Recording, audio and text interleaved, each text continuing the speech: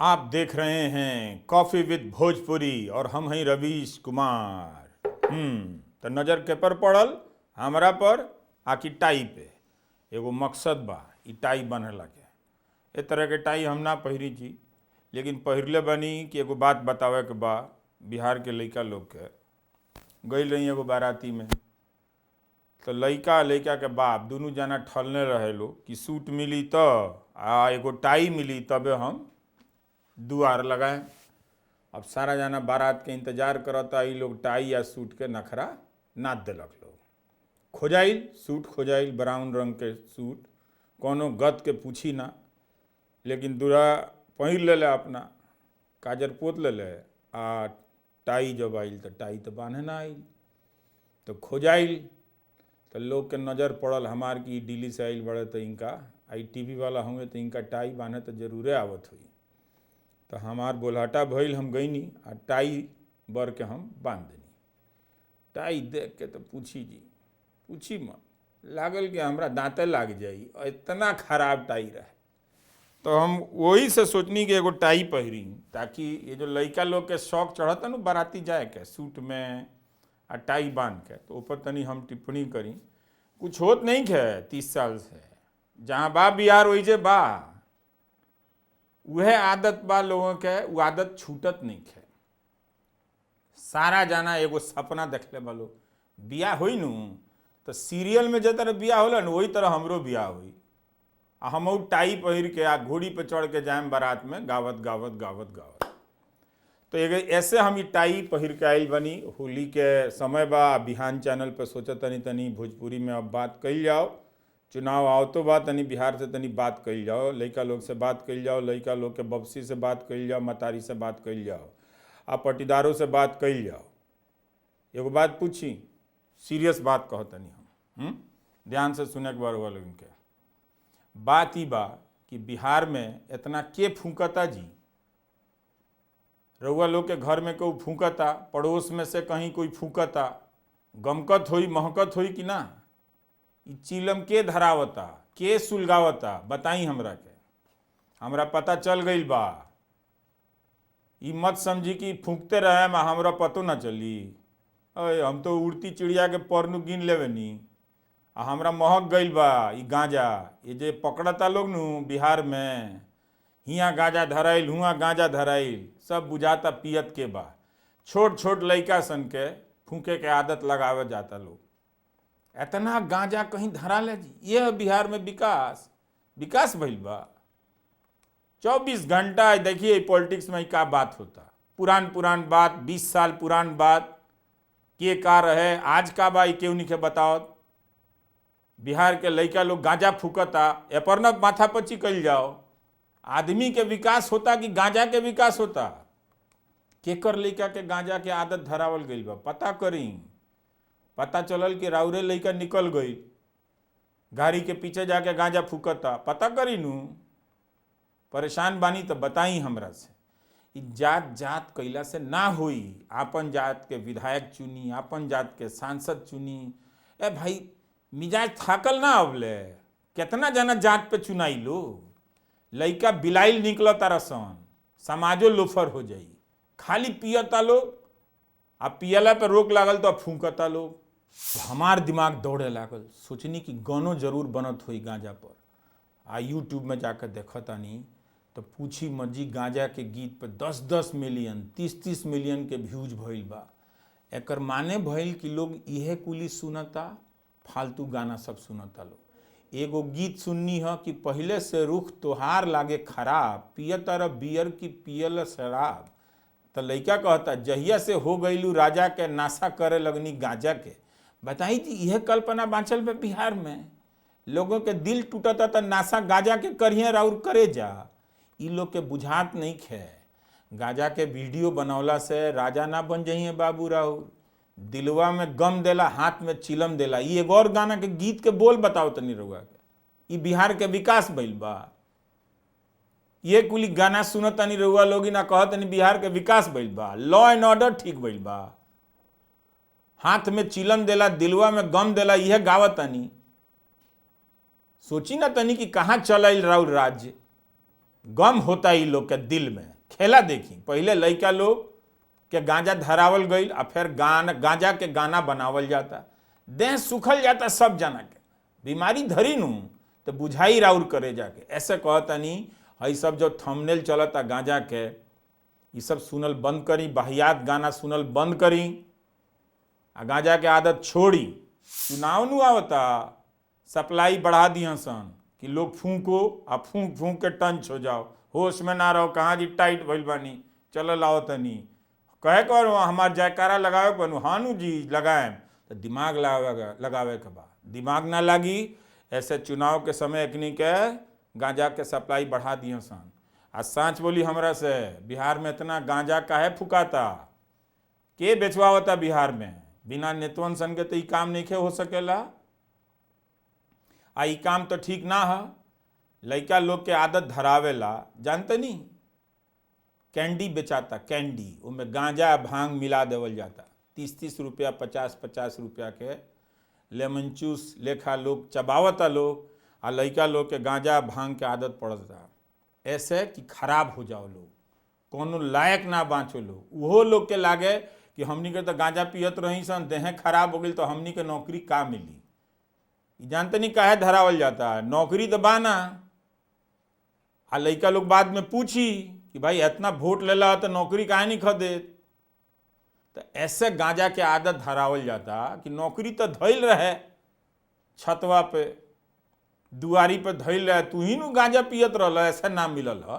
तो लड़के में खराबी बतावे के चलते लड़का लोग के गांजा के आदत लगावल जाता। ये बात बुझे के बा, खाली शराब के तस्करी नहीं खे पकड़ात बिहार में, गांजों के तस्करी धराता, आ मेहरारू लोग भी धराता हूँ मैं, जनाना लोग भी। जानते नहीं कि हम लगनी क्या करी, देखी कोनो काम तो रहे ना तो इंटरनेट में गांजा सर्च करनी, पूछी मत, जिला के जिला ऐसा कोनो जिला नहीं खे, बाँचल नहीं खे कोनो जिला जहाँ गांजा नहीं खे धराई।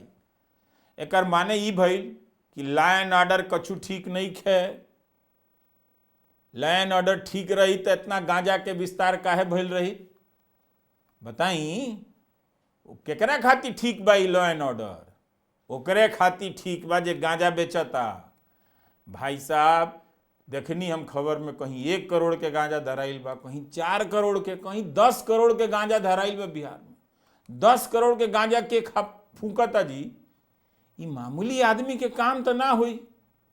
जरूर एकरा पीछे एक नेटवर्क बा। हम अखबार पढ़त रहनी, लगनी सारा खबर पढ़े कि देखिए हमें के तरह के लोग धराइल बा, मामूली लोग धराइल बा, ओकर नाम के कोनो मतलब नहीं है। कैसे कि बड़का लोग तो धराई तो तुरंत पता चल जाई। वही बेरा से हमार दिमाग घूमता कि बिहान चैनल ला हम गांजा पे तनी बनावत नहीं। जे राज्य में हजारों किलो के गांजा बरामद होता, करोड़ों करोड़ों रुपया के गांजा बरामद होता, अब पुलिस के खाली बयान छपता। अब की बुझाता नू कि नेटवर्क धराई, 5 लोग अरेस्ट भइल बा तो नेटवर्क के बड़का नेटवर्क के पता चलल बा। ए भाई वो नेटवर्क आज ले ना धराइल, कहाँ बा वो नेटवर्क, कितना नेटवर्क रउआ धरले बानी कि आज ले बिहार में गांजा फूकाता। के बा एकरा पीछे, कौन नेता बा, कौन पार्टी के नेता बा, के ये नशा फैलावता बिहार में। 10-10 करोड़ के गांजा पकड़ाता जी, कहाँ कहाँ पहुँचल बा पता कहीं नहीं है। तो लोग गांव में कहीं दुआरिये पे मिल जाता, छोट छोट दुकान में गांजा मिल जाता, हर जगह एजेंट बाड़ा सन गांजा के सप्लाई करत रहसन।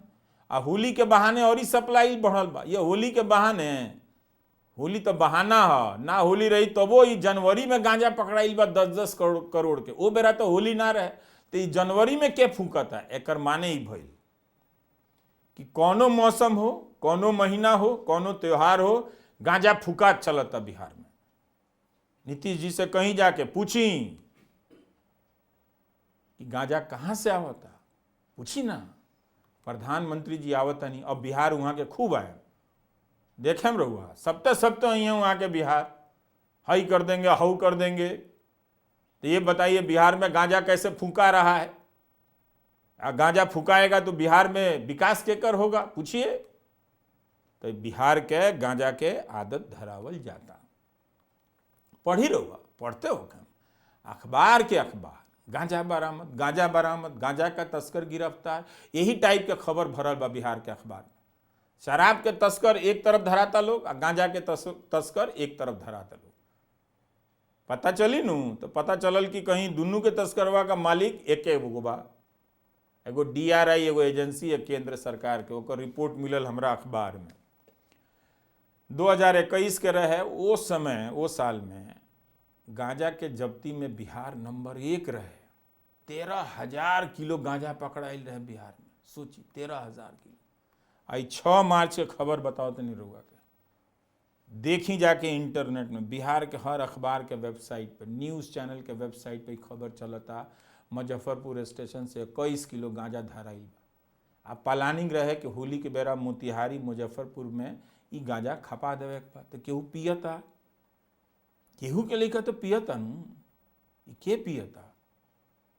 आ पियला से ओकर देह में का होता बताई? परिवार के परिवार ये लोग बर्बाद करता। एक तरफ धर्म के नाशा आ एक तरफ गांजा के नाशा। खाली नशा ठेल ले बालो, होश में केहू नहीं खे। जनवरी महीना के आप रउआ लोगन के खबर बताओ तनी, हम तो जौन छपल बा उहे देख के बताओ तनी। कैमूर में 1,71,00,000 के गांजा जरा दहल गई, पुलिस जरौले बिया। आ मोतिहारी में 1.25 करोड़ के गांजा धराई। फरवरी महीना के एगो खबर, सुपौल में 4 करोड़ के गांजा धराई। कोनो काम ना रहे, खाली गांजा बटाता। ई का चलता बिहार में? यह विकास भइल बा। लोग के लगे खाए के पैसा नहीं के, दूसर राज्य में लोग भागल जाता, यहाँ बिहार में गांजा ठेलाता जी। आई कई साल से चल रहा बा, एकरा के तो खत्म होके के चाहिए। 20 साल से एके आदमी के सरकार बा, तो काहे ना खत्म भई? ई केकर जिम्मेदारी है बिहार में इतना गांजा फैलल बा?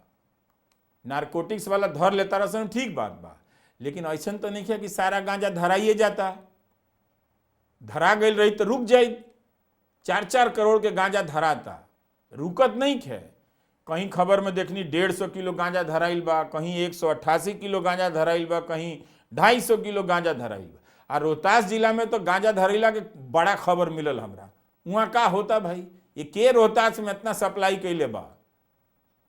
ऐसे पूछनी है कि बिहार में के फूंकता, के फूंकवावता। सारा जाना बम बम कैले बा लोग।